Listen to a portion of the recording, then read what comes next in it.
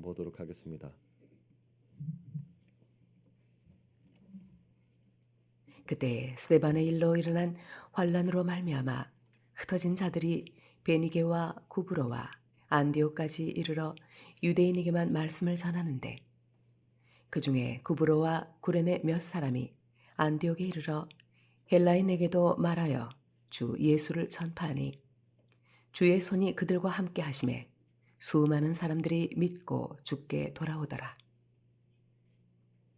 예루살렘 교회가 이 사람들의 소문을 듣고 바나바를 안디옥까지 보내니, 그가 이르러 하나님의 은혜를 보고 기뻐하여 모든 사람에게 굳건한 마음으로 주와 함께 머물러 있으라 권하니, 바나바는 착한 사람이요 성령과 믿음이 충만한 사람이라.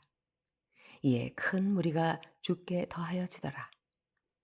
바나바가 사울을 찾으러 다소에 가서 만남에 안디옥에 데리고 와서 둘이 교회에 1년간 모여 있어 큰 무리를 가르쳤고, 제자들이 안디옥에서 비로소 그리스도인이라 일컬음을 받게 되었더라.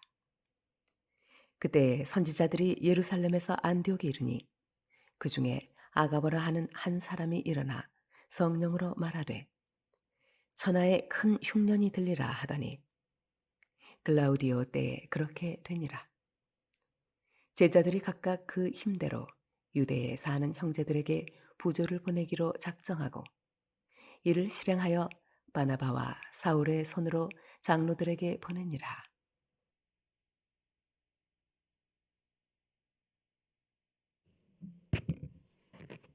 우리가 지난주에 이방인 고넬료와 그의 집 이야기를 보면서 그 친척들 또 친구들에게까지 회심이 일어난 것을 보았습니다.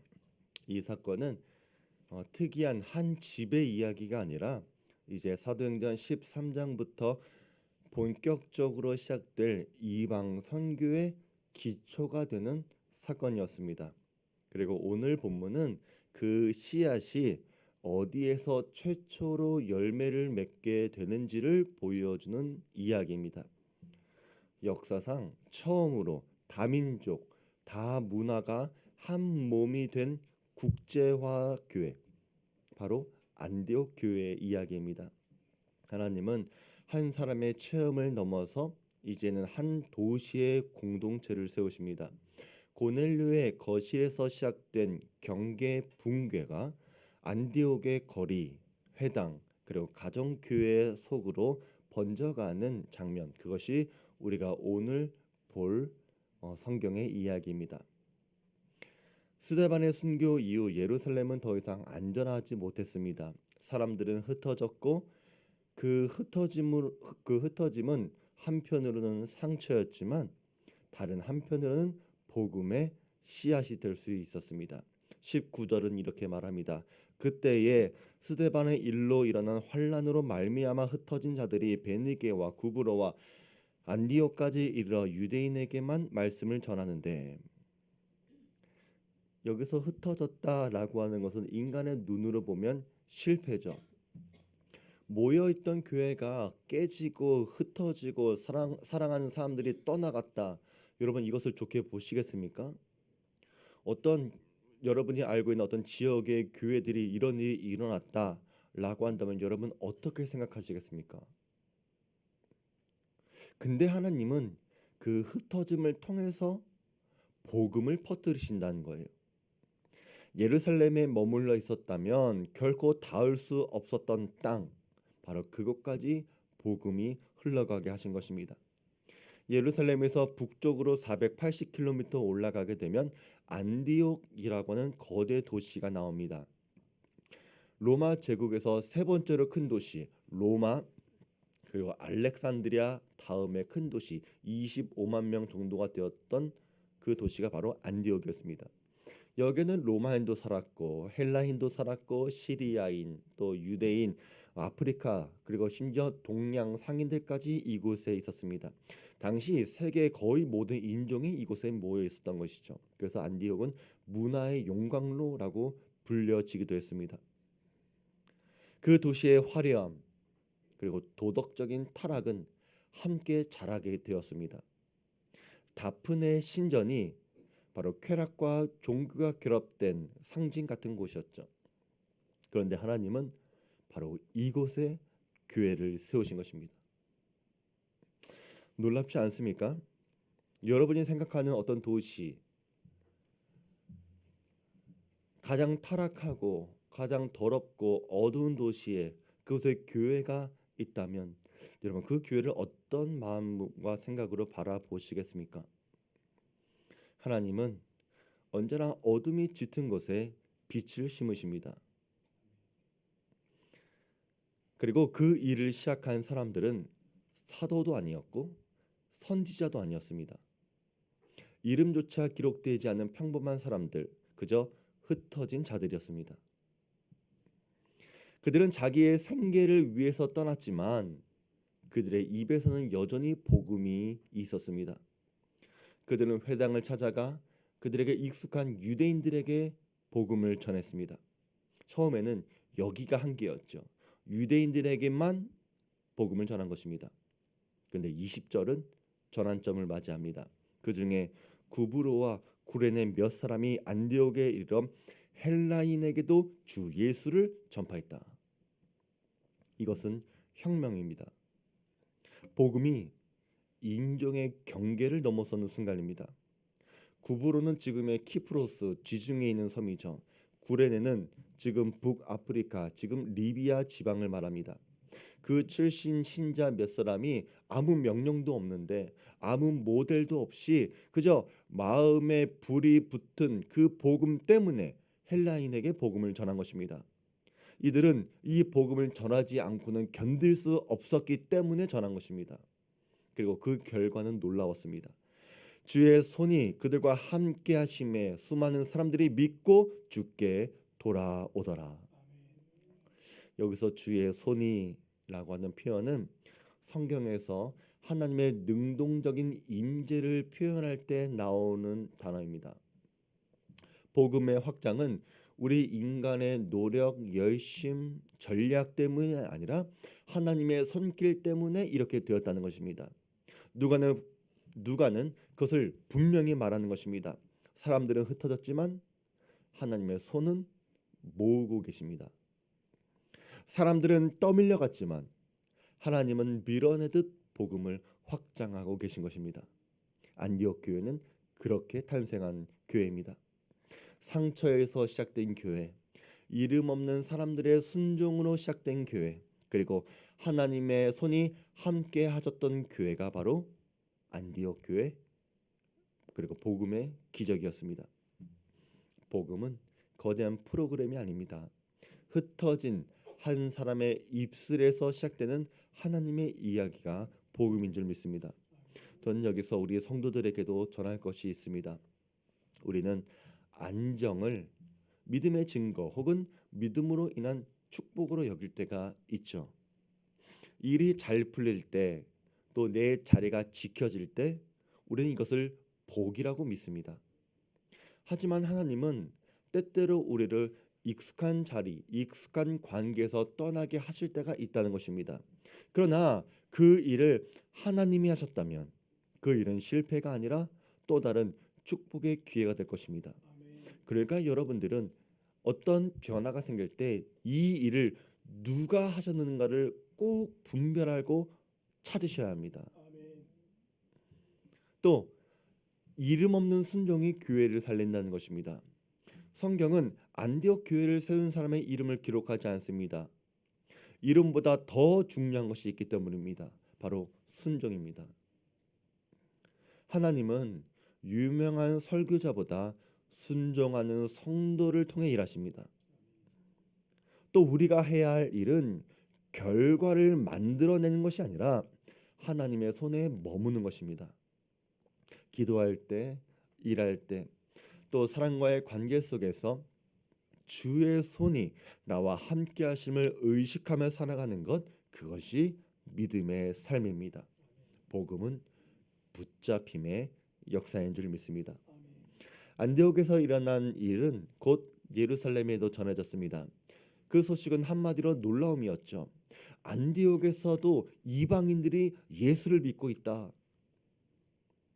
아마 초대교회 지도자들은 침묵했을지도 모르겠습니다. 더 이상 어떤 말을 해야 할지 몰랐기 때문입니다. 정말일까? 그것이 가능한 일일까? 근데 그들은 한 사람을 떠올립니다. 바로 바나바였습니다. 바나바는 사람의 마음을 읽을 줄 아는 따뜻한 지도자였습니다. 예루살렘 교회가 바나바를 안디옥에 파송했다고 하는 것은 단순한 행정적인 결정이 아니었습니다. 이것은 신앙적인 분별이었습니다.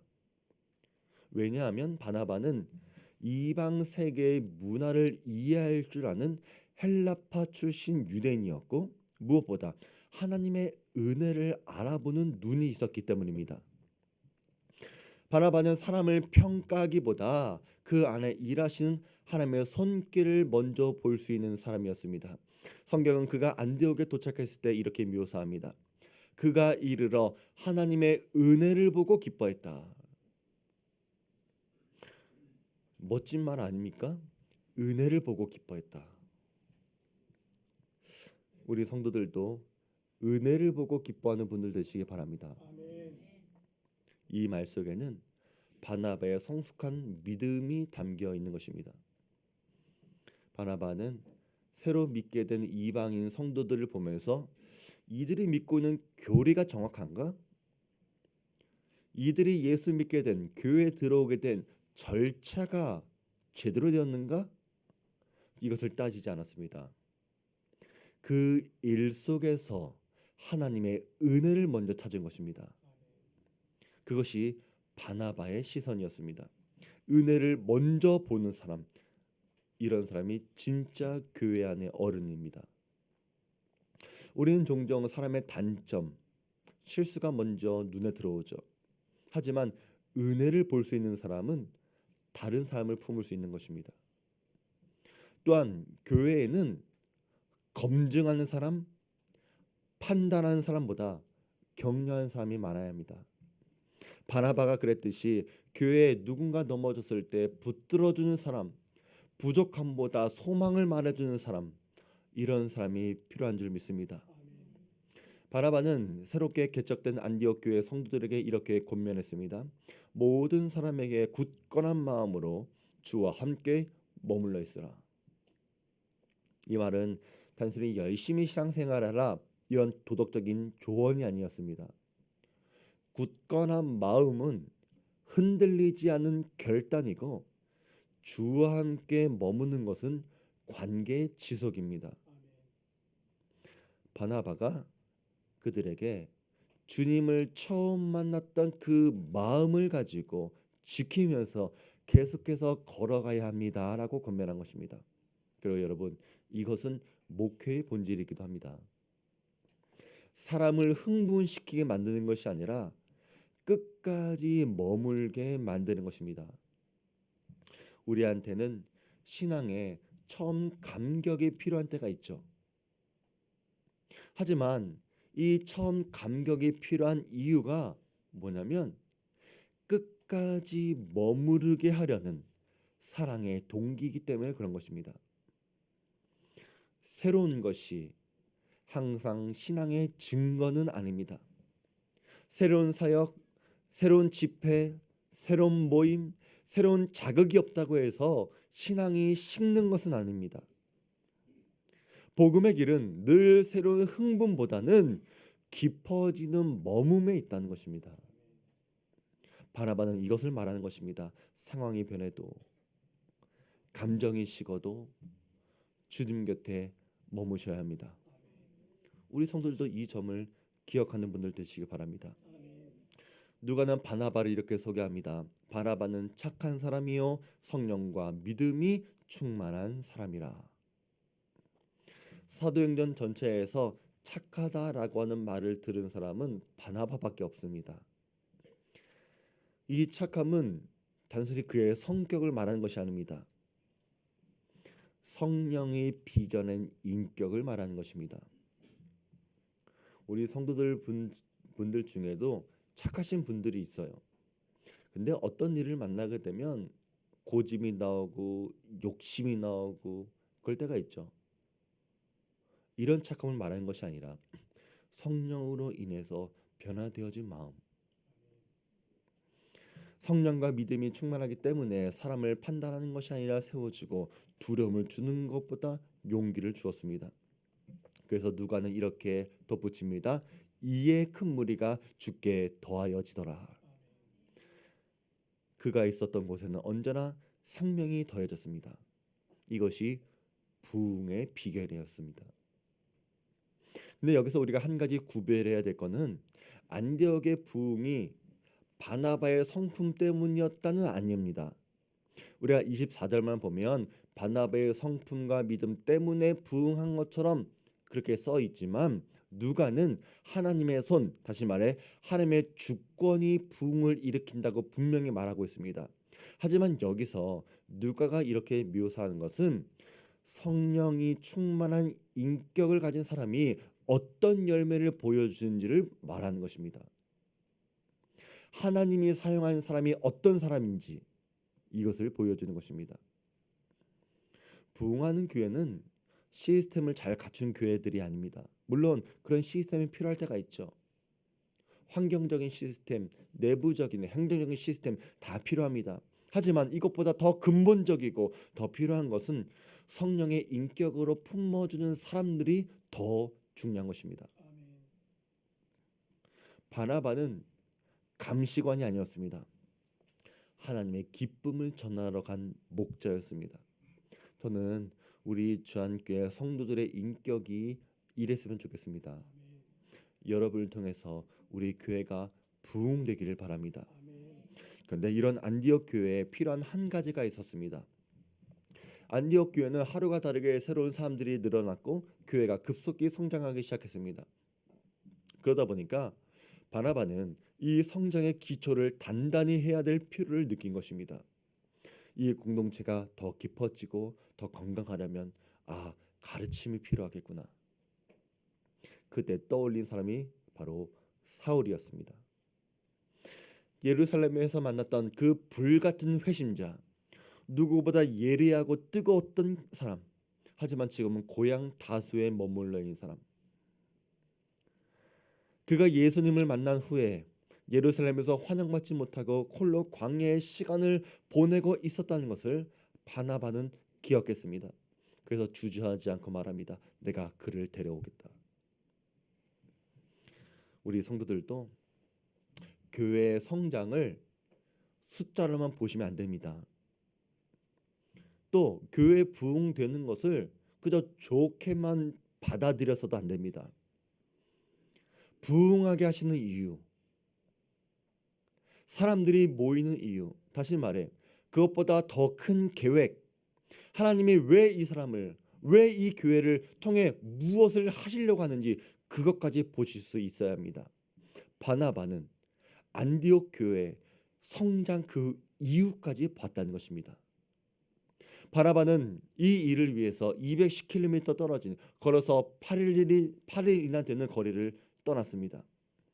바나바가 사울을 찾았다라고 할 때 이 찾았다라고 하는 단어는 애써 찾다, 포기하지 않고 수소문하다 이런 뜻이 있습니다. 지금처럼 전화 한 통으로 알 수 있는 것도 아니고 문자 메시지나 이메일을 통해서 소식을 알 수 있는 것도 아니었습니다.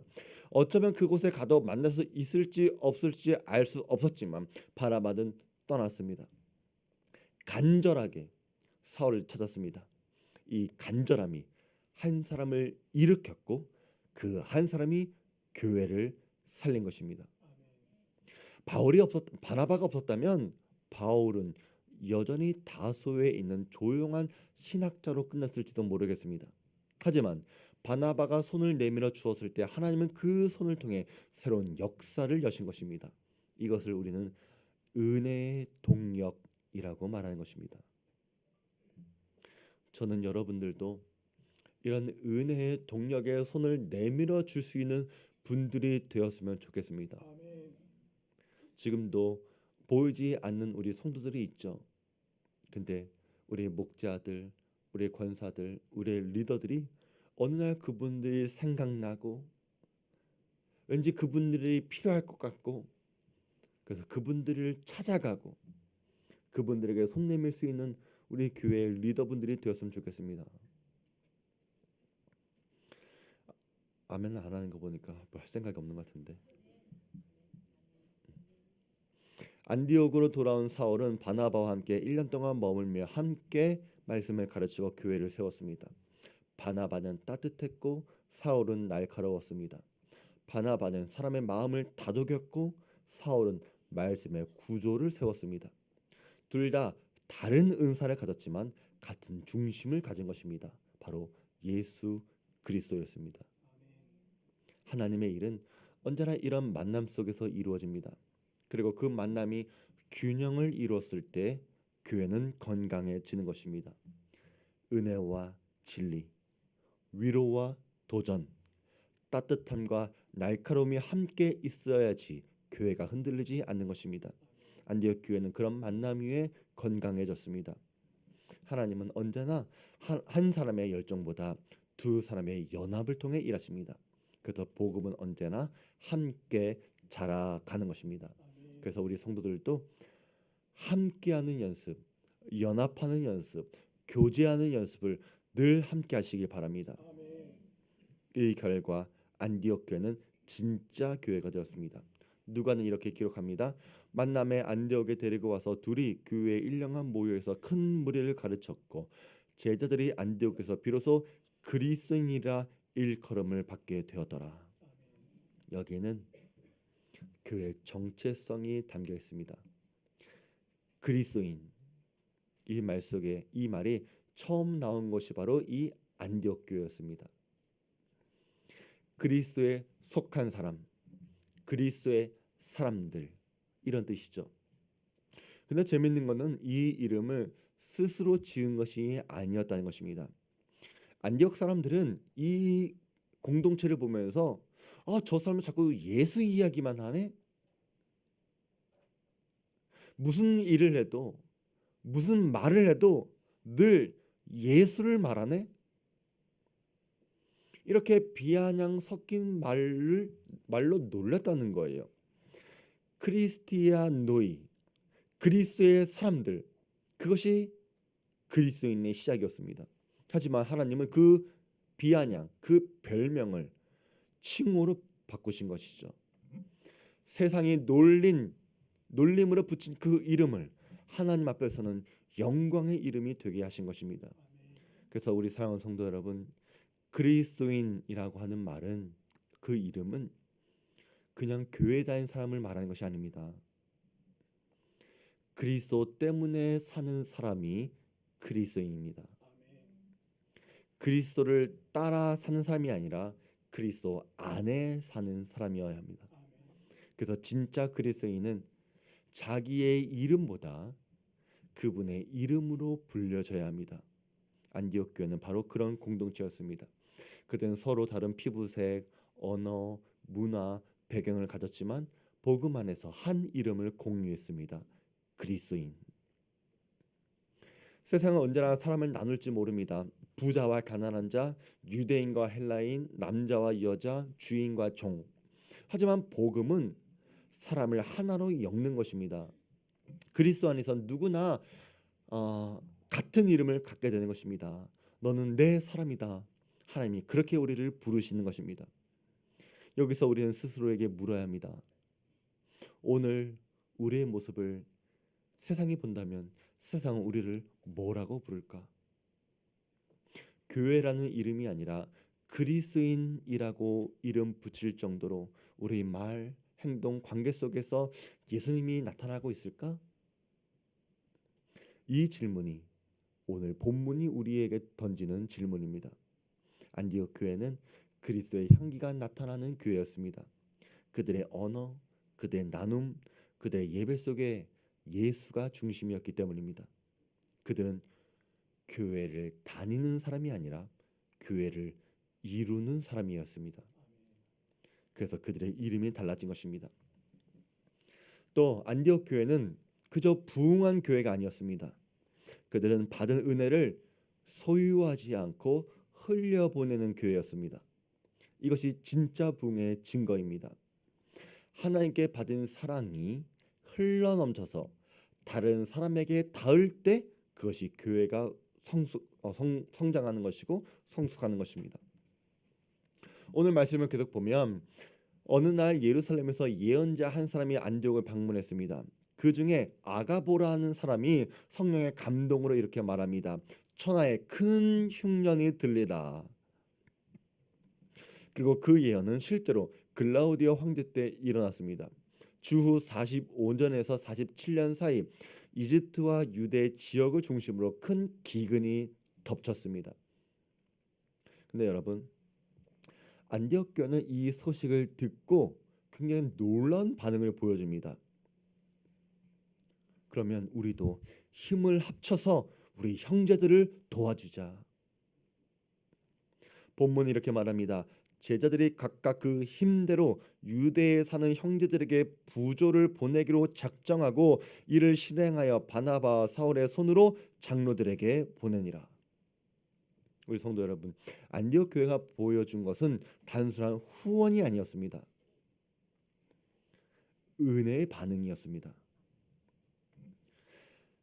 이 사람들은 예루살렘 교회에 빚진 마음이 있었습니다. 자기들이 들은 복음이 거기서부터 흘러왔다는 것을 알고 있었다는 거예요. 근데 이제 우리한테 그 복음을 전해준 사람이 그 복음을 나눠준 그 교회가 지금 힘들어하고 있다. 그러니까 이 교회를 돕자 한 것입니다. 이것은 단순히 물질의 나눔이 아닙니다. 복음의 선순환을 보여주는 거예요. 흥미로운 것은 이때 안디옥 교회가 절대로 부유한 교회는 아니었다는 것입니다. 이 사람들도 기근의 여파를 피할 수 없었습니다. 그럼에도 그들은 자신의 형편대로 나눴다는 것입니다. 여기서 그 힘대로라고 하는 표현은 형편을 따라 그러나 기꺼이 이런 뜻입니다. 이것은 억지로 한 헌금이 아니었습니다. 은혜를 경험한 사람들이 자발적으로 드리는 사랑의 열매였습니다. 여러분, 교회가 교회다워질 때가 언제인지 아십니까? 사람이 많을 때, 예배가 화려할 때 아닙니다. 그거는 누군가의 아픔에 반응할 때 교회다워지는 것입니다. 하나님이 주신 은혜가 나를 통해 흘러갈 때 그때 교회는 단순히 건물이 아니라 예수의 몸이 되는 것입니다. 이것이 안디옥 교회의 초상이었습니다. 사도행전 2장에 나오는 예루살렘 교회가 모든 물건을 서로 통용하는 교회였다면 사도행전 11장의 안디옥 교회는 멀리 있는 형제까지 품은 교회였습니다. 예루살렘 교회가 우리 안에서 은혜를 나눴다면 안디옥 교회는 우리 밖으로 은혜를 흘려보내는 교회였다는 것입니다. 이것은 은혜의 범위가 확장된 것입니다. 저는 우리 주안교회도 주 안에서 시작해서 세상 밖으로 나가는 교회가 되길 바랍니다. 우리끼리 좋은 교회가 아니라 우리로부터 좋은 소식이 나오는 교회가 되었으면 좋겠습니다. 은혜 받은 자리에서 은혜를 나누는 성도들이 되시길 원합니다. 우리 교회가 작지만 계속해서 선교하고 지역사회와 이웃들을 위해서 계속해서 사역을 하는 이유도 바로 여기에 있습니다. 우리가 흘려보내는 작은 사랑과 은혜의 강물이 누군가를 살렸기 때문에 그렇습니다. 이러한 은혜로운 사역에 여러분도 기쁘게 참여할 수 있는 분들이 되었으면 좋겠습니다. 이 누가는 이 일의 결론을 이렇게 표현합니다. 그들이 부조를 보내니라. 여기서 보냈다라고 하는 헬라어 펜포는 공식적이고 존중되는 파송을 말합니다. 그래서 이 사람들은 단순히 돈을 보낸 것이 아니라 사랑과 신뢰를 담아 사람을 보낸 것입니다. 이번 주 목요일 우리 김광 목사님께서 말레이시아와 인도에 선교를 다녀오시죠. 우리 말레이시아 단기 선교팀들이 만났던 그 선교사님과 다시 관계를 더욱더 깊게 만들고 그분들을 격려하고 위로하는 사역을 위해서 또 우리 중국에 있는 주립신학교와 말레이시아 침례신학교를 연결하기 위한 작업을 하러 가십니다.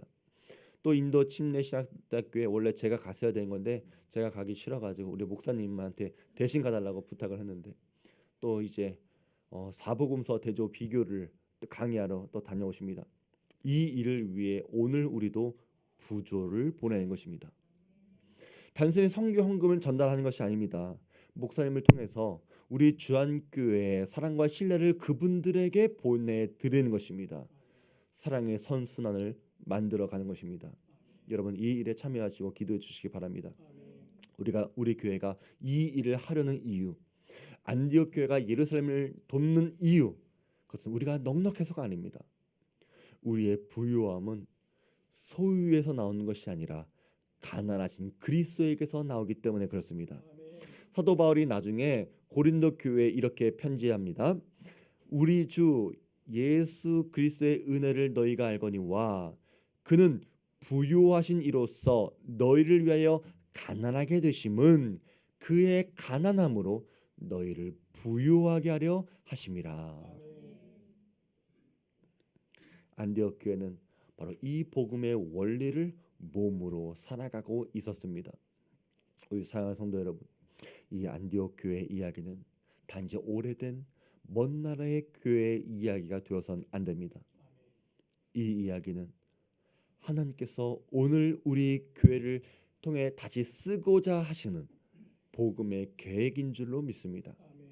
흩어진 자리에서 시작된 이 복음이 이름 없는 사람들의 순종을 따라 안디옥까지 흘러갔습니다. 그곳에서 바나바의 따뜻함과 사울의 말씀이 만나 힘이 되었고 교회를 세울 수 있었습니다. 그리고 이제 이 교회는 복음을 안에서만 누리는 것이 아니라 밖으로 흘려보내는 교회가 되었습니다. 하나님은 지금도 이런 교회를 만들기 원하십니다. 이런 교회를 찾고 있는 줄 믿습니다. 크고 화려한 교회가 아니라 은혜 받은 자리에서 은혜 나누는 교회를 더욱더 기뻐하는 줄 믿습니다. 그래서 우리 교회가 아직은 작아도 괜찮습니다. 하나님의 손이 함께 하신다면, 하나님의 손이 함께하는 교회라면 세상이 변하게 될 것입니다. 이번 주 우리 목사님의 선교 여행을 통해 우리는 사랑과 신뢰, 복음을 전할 것입니다. 그 손길이 또 하나의 안디옥 교회를 세우게 될 줄로 믿습니다. 그래서 여러분들 결단하시기 바랍니다. 은혜 받은 자리에만 머물러 있지 마시고 은혜를 흘려보는 사람이 되시기 바랍니다. 여러분이 있는 자리에서 누군가의 믿음을 세워주시고 복음의 통로가 되어 가시기 바랍니다. 또 그런 우리 주안교회가 되게 하시기를 바랍니다. 우리 말씀 기억하면서 우리 다 같이 찬양합니다.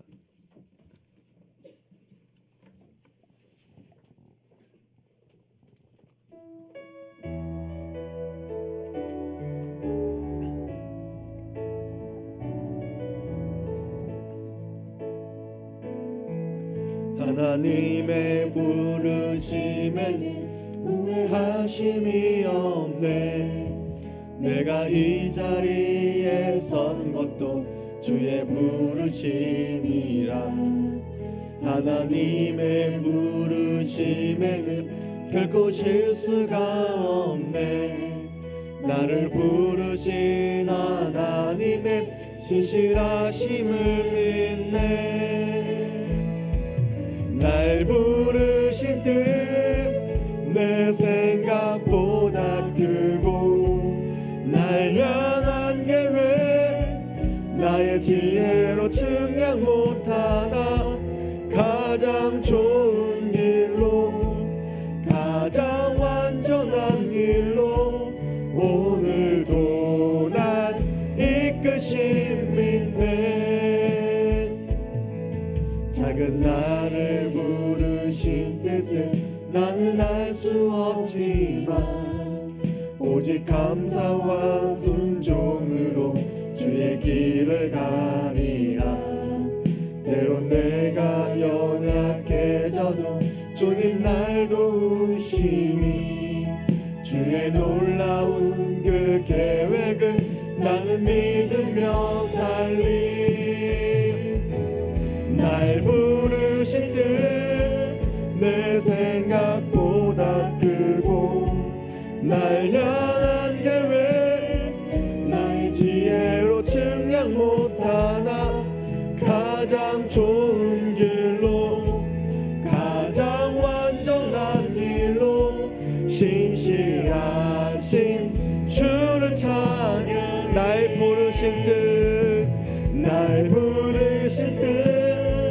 내 생각보다 크고 날 향한 계획 나의 지혜로 증명 못하나 가장 좋은 길로 가장 완전한 길로 신실하신 주를 찬양해.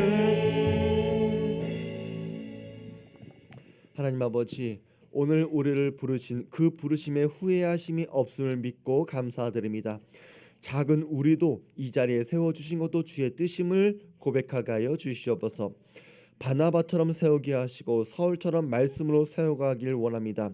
안디옥 교회처럼 받은 은혜를 흘려보내는 우리 주한교회 되게 하여 주시옵소서.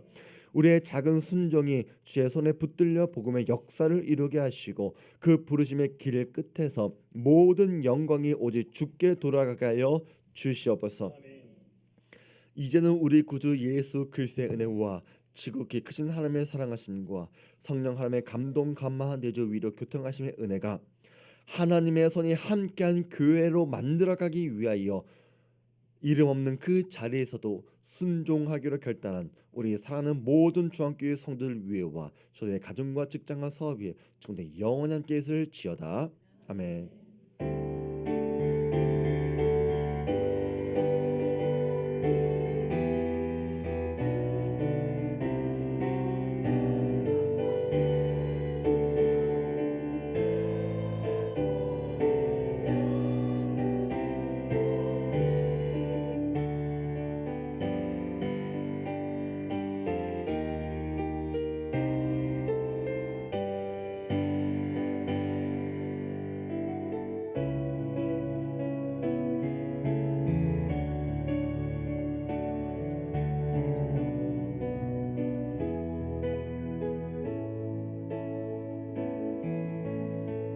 주께서 주신 모든 시간 헛된 것 없네.